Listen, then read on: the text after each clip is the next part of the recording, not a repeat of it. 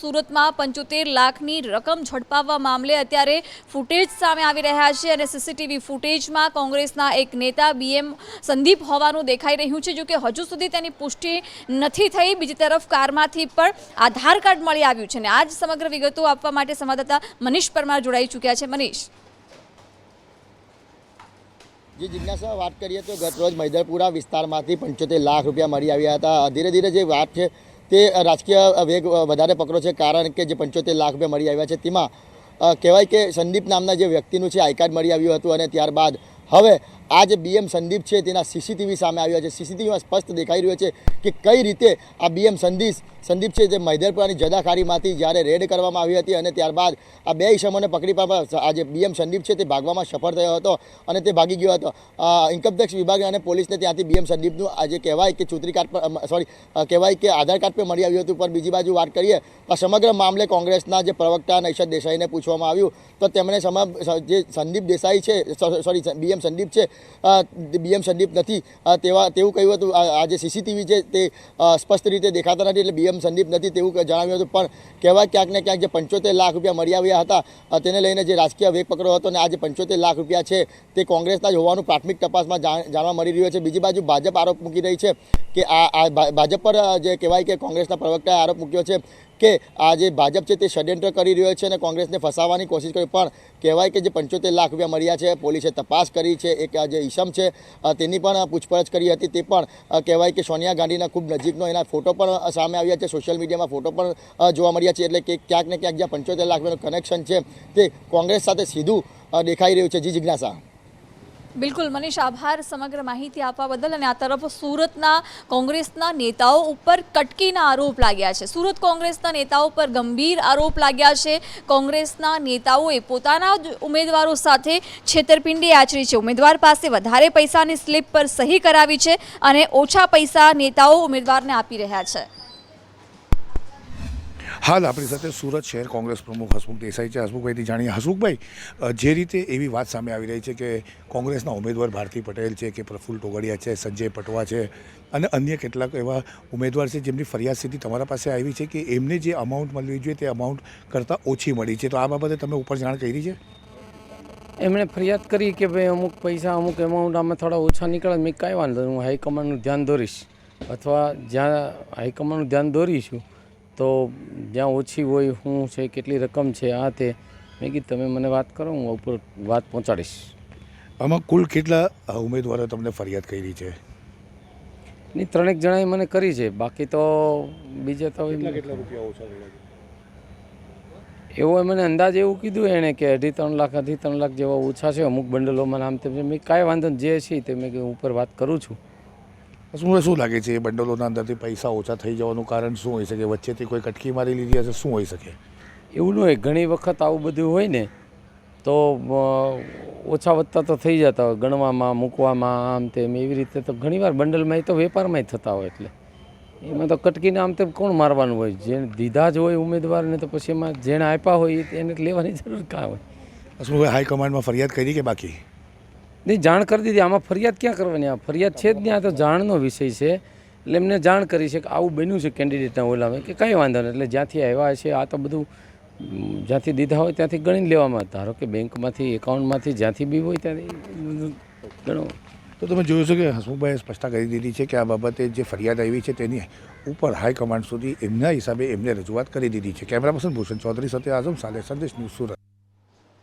અને ગુજરાત વિધાનસભાની ચૂંટણી પહેલા એડીઆરનો રિપોર્ટ જાહેર કરવામાં આવ્યો છે, જેમાં ઉમેદવારોની સંપત્તિ, શૈક્ષણિક લાયકાત અને ગુનાહિત ઇતિહાસ વિશે રિપોર્ટ જાહેર કરવામાં આવ્યો છે અને આ જ અંગે વિગતો મેળવીશું સંવાદદાતા નિકુલ પટેલ પાસેથી। નિકુલ। જે બિલકુલથી જિજ્ઞાસા, એડીઆર દ્વારા ગુજરાત વિધાનસભાની પ્રથમ તબક્કામાં જે ચૂંટણી યોજાવાની છે તેના 89 જે બેઠકો છે તેના 788 જેટલા ઉમેદવારોનો જે રિપોર્ટ છે તે જાહેર કરવામાં આવ્યો છે, જેમાં શૈક્ષણિક લાયકાત, મિલકત અને જે ગુનાખોરીના જે કેસો તેમના ઉપર નોંધાયેલા છે તેનો આ રિપોર્ટ જે છે તે તૈયાર કરવામાં આવ્યો છે। કમનસીબી કદાચ ગુજરાતની એ છે કે આ જે રિપોર્ટ જાહેર કરવામાં આવ્યો છે તેમાંથી મોટાભાગના એવા ઉમેદવારો છે કે જેઓ જે છે તે 5 થી 7 ધોરણ જે છે તે ભણેલા છે। એટલે કે જો 5 થી 7 ધોરણ ભણેલા ઉમેદવારોની વાત કરીએ તો 788 488માંથી 492 જેટલા ઉમેદવારો એવા છે કે જેઓ માત્ર 5 થી 7 ધોરણ જે છે તે ભણેલા છે. સાથે જ જો અન્ય 185 જેટલા જે ઉમેદવારો છે તેમને જે છે તે ગ્રેજ્યુએશન જે કમ્પ્લીટ છે તે કરેલું છે. એટલે કે કહી શકાય કે સૌથી ઓછું ભણેલા જે ઉમેદવારોની સંખ્યા છે તે સૌથી વધારે છે. તેમાં પણ જે નિરક્ષરની જો સંખ્યાની વાત કરીએ તો 37 જેટલા જે ઉમેદવારો છે જે નિરક્ષર છે. સાથે જ 53 જેટલા ઉમેદવારો છે જેમને માત્ર વાંચતા અને લખતા જ આવડે છે. એટલે કે ક્યાંક ને ક્યાંક ગુજરાતના લોકો જેમને પસંદ કરીને ગુજરાત વિધાનસભાની અંદર મોકલવાના છે તેમને પૂરતો જે અભ્યાસ છે તે કરેલો નથી તેવું સામે આવ્યું છે. અને આ ઉમેદવારોએ છે જે પોતે સોગંદનામું જે રજૂ કર્યું હતું તેની અંદર જ આ માહિતી જે છે તે તેમને આપી હતી. મહત્વની વાત છે કે ગુનાખોરી અને ગંભીર ગુના ધરાવતા ઉમેદવારોને પણ જે છે તે ટિકિટો આપવામાં આવી છે. તેમાં પણ ખાસ કરીને જે આમ આદમી પાર્ટી છે તેમાં ગુનાખોરીવાળા વધુ ઉમેદવાર જે છે તે સામે આવ્યા છે. તો બીજા નંબરે કોંગ્રેસ, ત્રીજા નંબરે ભાજપ, જ્યારે ચોથા નંબરે બીટીપીના જે ઉમેદવારો છે તે ગુનાખોરીની અંદર મોખરે આવે છે. મહત્વની વાત છે કે સૌથી વધુ આમ આદમી પાર્ટીના જે ઉમેદવારો છે તે તેમના ઉપર સૌથી વધુ ગુના નોંધાવવાની વાત છે તે સામે આવી છે.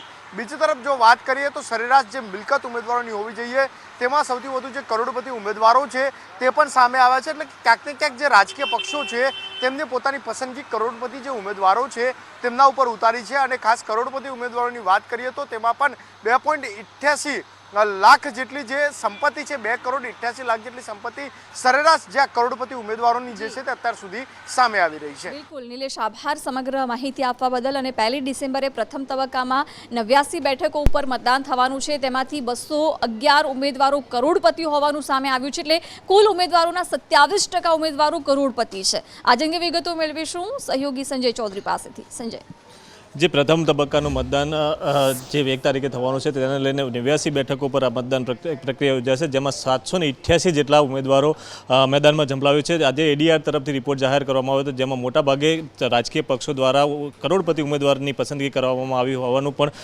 ધ્યાને આવ્યું છે. 211 કરોડ ઉમેદવારો છે જે કરોડપતિ ઉમેદવારો છે, જેમાં ટોટલ જે 788 છે તેમાં 27% ઉમેદવારો કરોડપતિ હોવાનું સામે આવ્યું છે. આ ઉપરાંત જે મુખ્ય પક્ષો છે કે ભાજપમાં જે 89 બેઠકો પરના ઉમેદવારો છે જેમાંથી 79 ઉમેદવારો કરોડપતિ છે, કોંગ્રેસના 65 ઉમેદવારો છે જે કરોડપતિ છે, અને આમ આદમી પાર્ટીમાંથી 88 ઉમેદવારોમાંથી 33 ઉમેદવારો કરોડપતિ હોવાનું એડીઆરના રિપોર્ટમાં જાણવા મળ્યું હતું. આ ઉપરાંત જે સૌથી વધારે મિલકત ધરાવતા ઉમેદવારોમાં રાજકોટ પશ્ચિમ બેઠકના ઉમેદવાર છે ભાજપના રમેશ ટીલાલા, તેમની 175 કરોડની આવક છે. ઉપરાંત કોંગ્રેસના ઇન્દ્રનીલ રાજ્યગુરુ છે જેમની 162 કરોડની મિલકત હોવાનું પણ એડીઆરના રિપોર્ટમાં સામે આવ્યું હતું. આ ઉપરાંત એવા પણ ઉમેદવારો છે કે જેમની સંપત્તિ 1000 કે 2000 રૂપિયા હોય.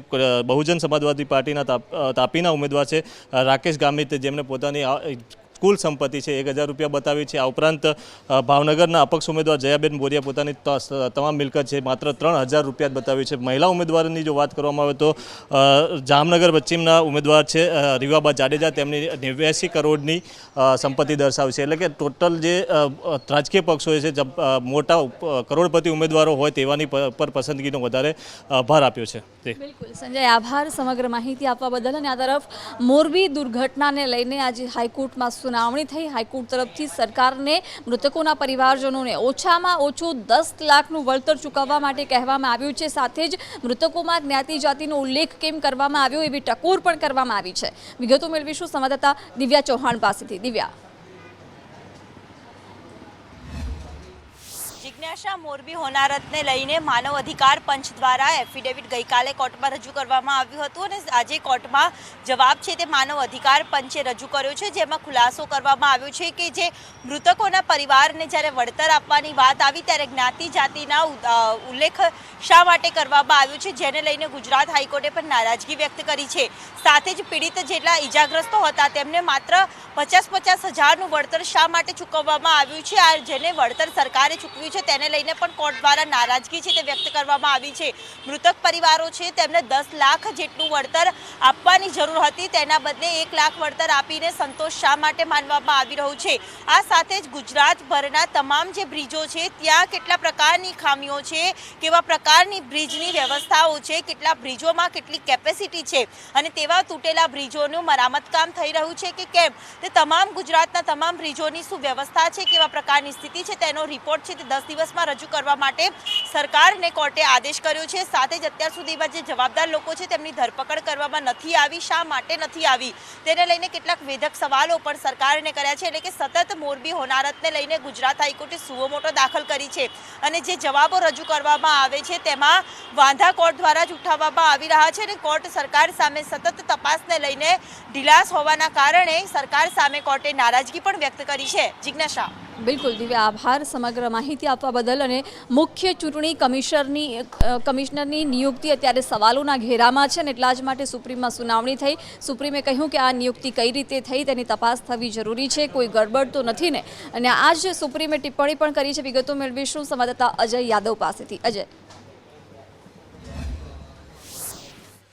देखिए, निश्चित तौर पे जिज्ञासा, सुप्रीम कोर्ट की तरफ से एक संविधान पीठ का गठन किया गया है। 5 सदस्यों की ये संविधान पीठ है जो इस बात पे विचार कर रही है कि चुनाव आयुक्तों का चयन किस प्रकार से होना चाहिए, क्या किसी कानून के दायरे में होना चाहिए, और अगर कोई चुनाव आयुक्त का चयन होता है जो बाद में मुख्य चुनाव आयुक्त भी बनता है तो उसकी प्रक्रिया किस तरह की होनी चाहिए, उसके लिए क्राइटेरिया क्या होना चाहिए। इसी बात को लेकर के सुप्रीम कोर्ट की जो संविधान पीठ है 4 दिनों तक मंथन किया। लेकिन 18 तारीख को जब इस संविधान पीठ की तरफ से विचार किया जा रहा था या चर्चा की जा रही थी तो उस वक्त ही भारत सरकार की तरफ से अरुण गोयल जो कि चुनाव आयुक्त के तौर पे नियुक्त हुए और उसको लेकर के सुप्रीम कोर्ट ने जरूर सवाल उठाया और ये कहा कि 18 तारीख को ही क्यों, यानी एक दिन में ही आपने किसी व्यक्ति का सिलेक्शन किया और उसे नियुक्ति का पात्र पाया, ये कैसे संभव हुआ। और साथ ही साथ सुप्रीम कोर्ट ने ये जरूर स्पष्ट किया कि अरुण गोयल जो है वो प्रतिभावान व्यक्ति हैं, उनकी प्रतिभा को लेकर किसी तरह का शक नहीं है, लेकिन उनके सिलेक्शन की प्रक्रिया आप लोगों ने किस तरह के अपनाई, किस कानून के दायरे से अपनाई है, इसको जांच करना जरूरी है।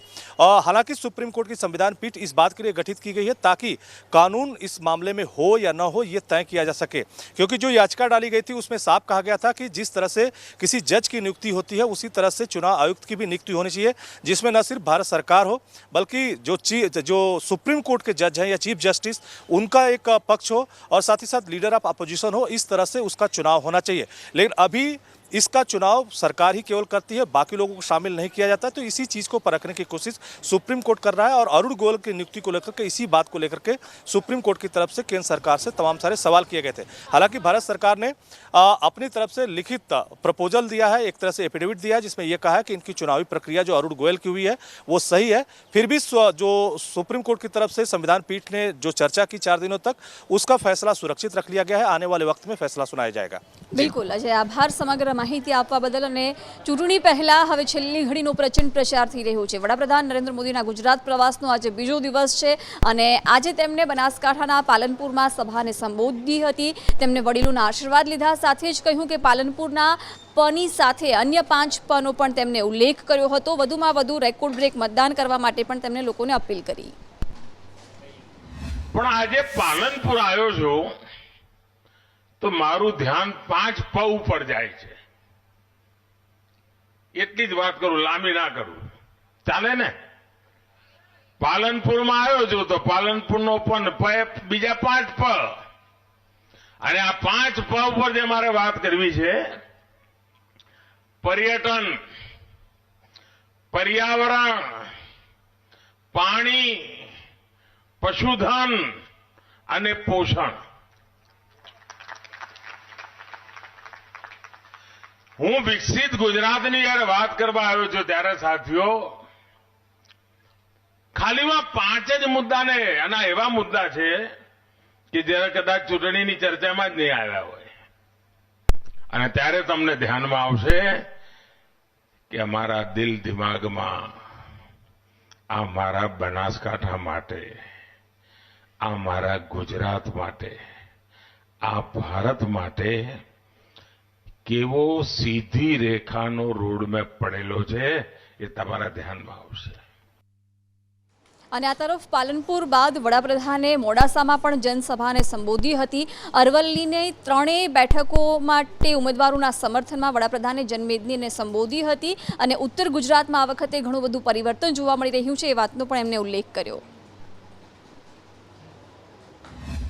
ઉત્તર ગુજરાત નવા મિજાજમાં જ દેખાય છે, ચાહે અરવલ્લી હોય,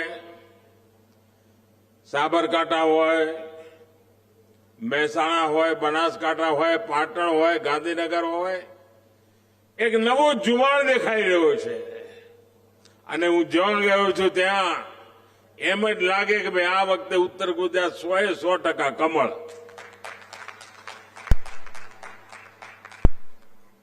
ગયા દિવસોમાં હજારો કરોડના વિકાસ કાર્યો લોકાર્પણ શિલાન્યાસ એના અવસર મળ્યા. એના માટે મારું આવવાનું થયું અને ત્યારે મેં જોયું હતું ચારે તરફ એક જ હવા હતી કે હવે ઉત્તર ગુજરાતે મક્કમ થઈને ઉત્તમ ભવિષ્ય બનાવવા માટે એક નવો ચીલો ચાતરવો છે અને 100% કમળ ઉગાડીને આ વખતે ભારતીય જનતા પાર્ટીને વિજયી બનાવી.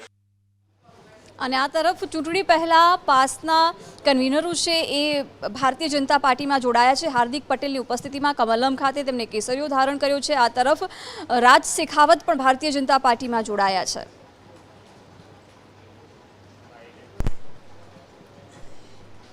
આજે જ્યારે ગુજરાત કોંગ્રેસ પક્ષમાં સર્વોચ્ચ મોવડી મંડળમાં જે પોતાના માણસોને આગળ કરીને સક્ષમ કાર્યકરોની અવગણના કરવાની જે પદ્ધતિનો જે હાલ વિકાસ થયો છે એના કારણે છેલ્લા ઘણા સમયથી જે કોંગ્રેસ પક્ષના કાર્યકરો દિન પ્રતિદિન તૂટતા જઈ રહ્યા છે. એવી જ રીતે આજે ઘણા બધા કોંગ્રેસ પક્ષના પણ 30 જેટલા યુથ કોંગ્રેસ NSUIના આગેવાનોએ પણ મારી સાથે રાજીનામું આપ્યું છે અને ભારતીય જનતા પાર્ટીમાં જોડાયા છે. આગામી દિવસમાં ભારતીય જનતા પાર્ટી જે સૌ યુવાનોને જે પણ જ્યાં પણ જવાબદારીમાં મૂકશે એ પૂરી નિષ્ઠાથી નિભાવીશું, પૂરી નિષ્ઠાથી કામ કરીશું અને અમારું 100% આપવા માટેનો પ્રયત્ન કટિબદ્ધતાથી કરતા રહીશું. અને આ તરફ કોંગ્રેસના નેતાઓ અથવા કોંગ્રેસના નારાજ કાર્યકરો સમર્થકો બીજેપીમાં જોડાઈ રહ્યા છે, પરંતુ આ તરફ આજે પાસના કન્વીનરો સહિત કરણી સેનાના રાજ શેખાવતે પણ કેસરીઓ ધારણ કરી લીધો છે. અને આ અંગે વિગતો મેળવીશું સંવાદદાતા કશ્યપ જોશી પાસેથી. કશ્યપ, બિલકુલ પાસના કન્વીનરો છે તેણે આજે ભગવો ખેસ ધારણ કર્યો છે. તો કરણી સેનાના જે અધ્યક્ષ છે ગુજરાતના રાજ શેખાવત તેણે પણ કેસરીઓ ખેસ છે તે ધારણ કરી લીધો છે. કોંગ્રેસના કેટલાક જે યુવા મોરચાના કાર્યકર્તાઓ જે હતા, પદાધિકારીઓ હતા, તેણે પણ આજે કેસરીઓ ખેસ ધારણ કરી લીધું છે. ચૂંટણીના હવે ગણતરીના અને ક્ષત્રિય સમાજના આગેવાનો છે તે ભાજપમાં જોડાયા છે, જેને લઈ અને આગામી ચૂંટણીમાં બીજેપીને સીધો જ ફાયદો મળશે.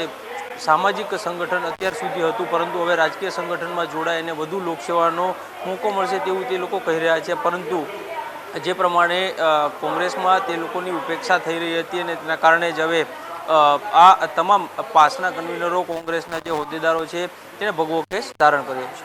બિલકુલ કશ્યપ, આભાર સમગ્ર માહિતી આપવા બદલ. અને આ તરફ વિધાનસભાની ચૂંટણી પહેલા કોંગ્રેસને એક બાદ એક મોટા ફટકા પડી રહ્યા છે. વલસાડના વાપીમાં કોંગ્રેસના અગ્રણી છે ભાજપમાં જોડાઈ ગયા છે, તો આ તરફ બનાસકાંઠા દિયોદરના પૂર્વ ધારાસભ્ય છે એમને પણ કેસરીઓ ધારણ કરી લીધો છે. વિગતો મેળવીશું સંવાદદાતા આશુતોષ ઉપાધ્યાય પાસેથી.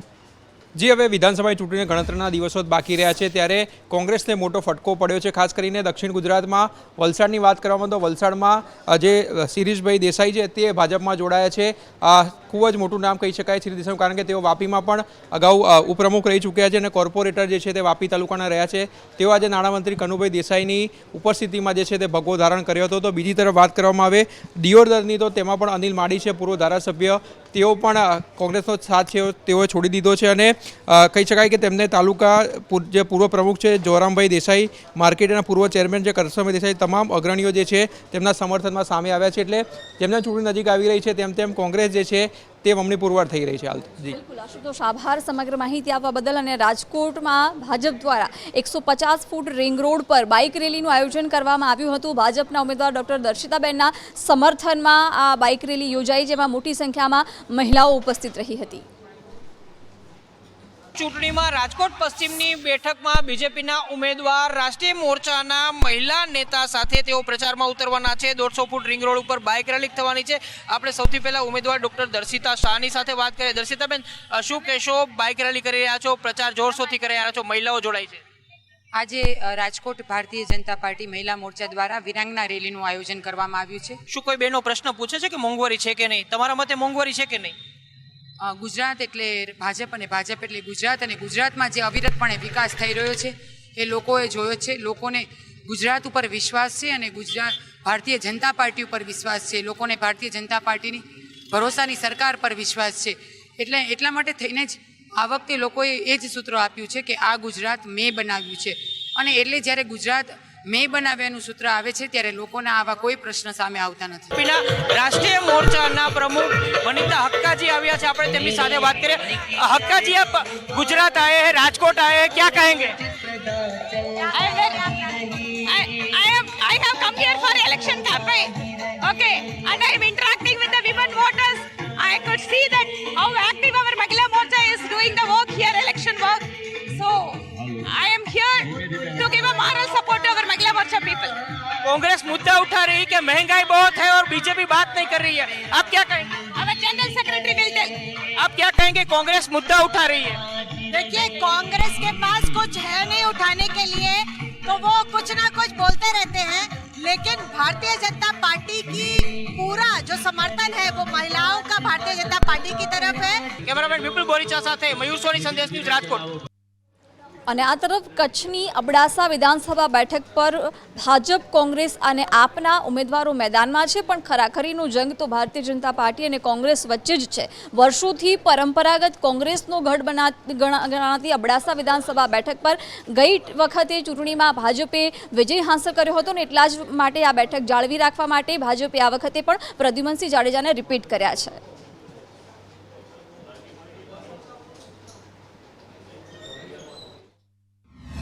રાજીનામું આપીને પેટા ચૂંટણી આવી ત્યારે ભારતીય જનતા પાર્ટીના કાર્યકર્તાએ ખૂબ મહેનત કરી, તો એના આધારે આપણે બહુમતી મળી ત્યારે ભારતીય જનતા પાર્ટી કચ્છની સારી એવી નોંધ લીધી અને પછી જે મુદ્દા હતા આપણે બધા રજૂ કર્યા. મુખ્ય મુદ્દા અમારા જે રોડ, પુલિયા, ડેમો અને આપણે લખપત તાલુકા ઊભા છીએ તો મામલેદાર ઓફિસ એ આરોગ્યમાં હતી, એ નવું બિલ્ડિંગ પાસ થયું, કોલેજનું બિલ્ડિંગ થયું, સર્કિટ હાઉસ થયો ત્યાં, અને કોલેજનું આપણે કોર્ટનું બિલ્ડિંગ પણ થયું છે. એવી રીતે પોલીસ સ્ટેશન, પછી આ રોડ ભૂતથી કરી નાણસર સુધી, પછી માતાના મઢ ધાર્મિક 33 કરોડ પાથ્યા, આપણે નાણસર કોટેજ 25 કરોડ પાથ્યા, ગુરુ નાનકજીની જગ્યા, એવી રીતે લખપત, અબડાસા, નખત્રાણા બધી જગ્યાએ ખૂબ માંગણી કામ થયા. તમામ સમાજોનું સાહેબ મને સમર્થન મળી રહ્યો છે. જેમ મેં તમને કીધું 1962થી 2022 સુધી આ વિસ્તાર કોંગ્રેસ તરફી રહ્યો છે. આ વખતે પણ જલવત વિજય કોંગ્રેસને અપાવશે. જો સાહેબ 27 વર્ષની અંદર શાસનમાં આપણે એમ કહીએ ને કયો એવો મુદ્દો બાકી નથી. અત્યારે તમે ત્રણે તાલુકાના રોડ રસ્તા જો 27 વર્ષની અંદર એક પણ મોટો ડેમ પણ એ લોકો નથી બનાવી શક્યા કે જઈને પ્રજાને એમ કે આ મથલ ડેમ અમે બનાવ્યો છે કે નરા ડેમ અમે બનાવ્યો છે. એક પણ એવું લોકો સારું કામ નથી કરી શક્યા. જેટલો પ્લાનિંગ કોંગ્રેસના જમાનામાં થયેલો છે એ પ્લાનિંગને આગળ ખાલી મેન્ટેન કરે ને તોય પણ જનતાને ક્યાં દુઃખ આવે એવું મને લાગતું નથી. નોન પ્લાનિંગની તો વાત મૂકી દો તમે, પ્લાનિંગ જેટલો કોંગ્રેસના જમાનામાં છે એને આગળ મેન્ટેન કરે તો પણ લોકોને ક્યાં તકલીફ ન પડે. દવાખાના છે, એ સરકારી શાળાઓ છે, એમાં પૂરતો સ્ટાફ આપે તો પણ ઘણું છે, પણ એ નથી કરી શકતા. અને સુરતમાં યુવતીને એક વિધર્મી યુવક પ્રેમજાળમાં ફસાવ્યો હોવાનું કબૂલાત કરતો વિડીયો સામે આવ્યો છે, જેમાં યુવક કહી રહ્યો છે કે તેને આ પ્રકારે 3 યુવતીઓને ફસાવી હતી.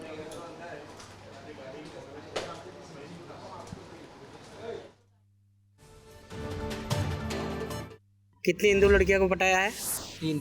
3 और बाकी सब नॉर्मल फोटो सर. हाँ, तू कहाँ का रहने वाला है? बेस्तान. बेस्तान में कौन सी जगह? Bestan golden flat. हाँ, बेस्तान गोल्डन. चलो ना पहले 1 मिनट. અને અભિનેત્રી રીચા ચઢ્ઢાએ એક ટ્વીટ કર્યું છે જેના કારણે એ વિવાદોમાં છે અને ટ્રોલ થઈ રહી છે. તેને ગલવાન ઘાટીમાં જવાનોને લઈને ટ્વીટ કર્યું છે. તેને ટ્વીટ કર્યું છે ગલવાન સેઝ હાય, એના પછી વિવાદ વધી રહ્યો છે, તેને ટ્રોલ કરવામાં આવી રહી છે. देखिए, मैं इनको तो फिल्म एक्ट्रेस जो है इनको तो मैं जानता नहीं, लेकिन ये है कि मैं समझता हूँ कि ये नेशनल सिक्योरिटी के मामले में इस तरह के कमेंट करना अच्छा नहीं होता. ये इससे इन लोगों को बचना चाहिए. और दूसरी बात ये कि जब उन्हीं ने कहा है कि वो पूरी तरह से सेना तैयार है तो कुछ सोच समझ के कहा गया होगा, इसके कुछ मतलब रहे होंगे. एक मैसेज उन्हीं ने दिया था पाकिस्तान को. अब ये हाय कह देने से मैं समझता हूँ कि काफ़ी क्षति पहुँची है. और दूसरी बात ये भी है कि ये जो क्षेत्र है पूरा बहुत सेंसिटिव है और वहाँ पे कई बड़ी संख्या में भारतीय सेना के फौजी वहाँ पे डिप्लॉयड हैं. और इस तरह के कमेंट आ जाने से उनके मॉरल पे असर पड़ने लगता है, वो डिमोरलाइज होने लगते हैं, उनको लगता है कि नीचे आम जनता उनको सपोर्ट नहीं कर रही है।